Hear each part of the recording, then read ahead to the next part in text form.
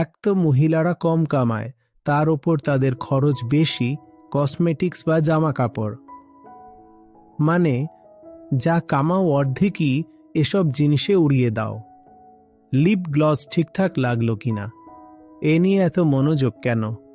ঠোঁট তো ঠোঁটই, পুরুষেরও আছে। আমরা তো দেখি না যে তারা রং মাখছে। ভাবো আমি সামনে এসে দাঁড়ালাম, আমার ঠোঁটে রং লাগানো। সবাই বলছো ওয়াহ কি দারুণ ঠোঁট।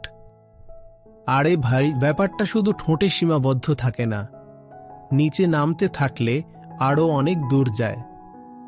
তুমি বসে আছো, তুমিও বসে আছো, সবারই ঠোঁট এক, প্রায় রক্তের মতো একটা জিনিস, নারী পুরুষ নির্বিশেষে। তাহলে ঠোঁটে রং দেওয়ার দরকারটাই কি? কারণ চাই যে কেউ তাকাক, আমার প্রতি মনোযোগ দিক, যাতে পরে সে বোঝা টানতেও রাজি হয়ে যায়। শুনতে খারাপ লাগলেও এটাই সত্যি। আমি কেন আমার ঠোঁট দেখাবো কাউকে?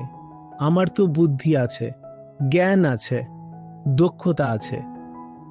যদি কিছু দেখাতে হয় তবে গুণগুলো দেখাবো। পুরুষের শার্ট যেমন হয় এতটুকু, তাহলে নারীর জামা কেন এতটা খোলা থাকবে? আমি প্রশ্ন করছি। আমার কোনো সমস্যা নেই বক্ষযুগল নিয়ে, ক্লিভেজ তো ক্লিভেজই, প্রকৃতির অংশ মাত্র। কিন্তু আমি এই ফারাক নিয়ে প্রশ্ন তুলছি। পুরুষের শরীরের যতটা দেখা যাচ্ছে সেটা যথেষ্ট মনে হচ্ছে, কারণ তার বেশি কিছু দেখানোর দরকার নেই।